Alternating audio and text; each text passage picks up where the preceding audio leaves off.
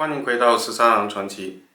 今天我们通过历史资料和外国人的视角，穿越时空回到明朝的广州，让我们抛开影视作品的浪漫滤镜，来看看这座城市在明末的真实面貌。首先，我们来一起欣赏一张珍贵的版画。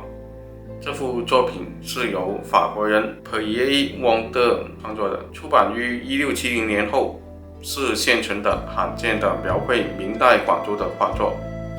画面中的珠江停泊着大量的欧洲商船，江面宽阔。当时外国商船可以直接驶入广州城段的珠江，这与我们过去认为货物只能在黄埔古港卸货后用小船运进城中的印象大不相同。画面中还可以看到南城外商贾云集的区域，也就是今天伊德路慈禧教堂附近。这里有长长的仓库用来存放货物，宽敞的街道两旁是热闹的商铺。画面右侧还有一些民居和树木，建筑密度并不算高。如此推测，当时这片区域很有可能是富商的住宅区。珠江上不仅有货船，还有供娱乐的夸船以及后勤商贩船，供水手娱乐的船只。左侧岸边还有船舶维修的机构，向观众展示当时广州作为大明外贸中心的繁华景象。按照当年葡萄牙人的说法，大明的广州是帝国最富有的城市之一，因为外贸，这里成为全国的物资中转站，货物堆积如山，关税收入让政府和官员富得流油。城内的手工业非常发达，有铁匠制作锅、钉子、武器，还有绳子、麻布、棉布等商品。部分物资则从珠江沿岸的乡镇或外省运来。这里举两个例子：南海县手工业者在西桥生产的丝绸，会被顺德县的北滘的手工业者购入加工为丝巾。13行的工匠们从景德镇购买白底瓷器，在上面绘画，再制作成精美的广彩。如果提到广州的城市规划，这是一座被高大城墙环绕的城市。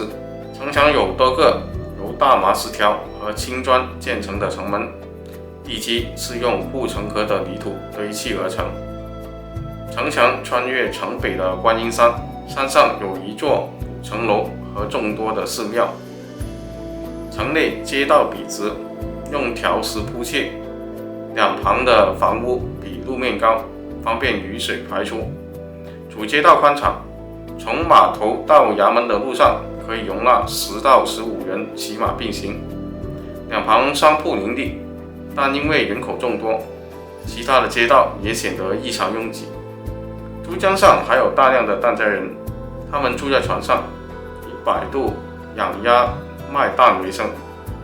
城外则是广阔的农田，但地少人多，百姓为食物奔波，生活艰难。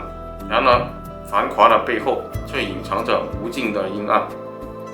广州府的官员贪腐严重，据估计，各级部门的官员、文书、仆人等超过7000人，行政开销极高。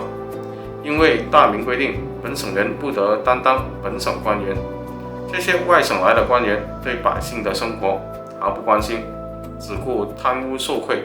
大明的刑罚极其残酷，监狱中常年关押着约4000名囚犯，每天进多出少，许多人死于非命。最重的刑罚是凌迟，犯人被切成3000片以上，甚至内脏被刽子手吃掉或卖掉。其次是斩首、分尸，甚至还有闷死的刑罚。轻一点的则是被流放或者体罚，譬如挑筋、挖膝盖、断手削足。军队方面，士兵的主要武器是短铁剑、竹柄长矛和火棍。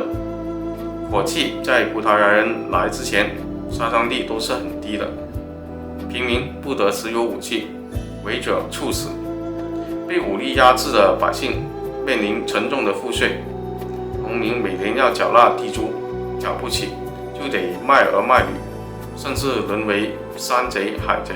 但尽管生活艰难，大明百姓却展现出惊人的勤劳与智慧。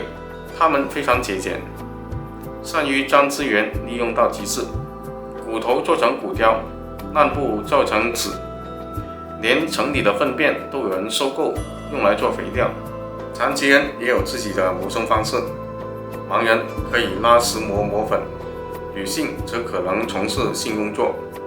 不过，残疾人有时候也会得到照顾，政府和富商会集资兴办慈善院，部分残疾人能在里面过上自给自足的生活。好吧，本期对广州的简单介绍就先到这里，不知道大家对这样的生活环境作何评价？尤其是那些永乐大典的粉丝们，毕竟辉煌与残酷并存才是历史最真实的模样。如果您喜欢本期视频，别忘了按赞、订阅并开启小铃铛。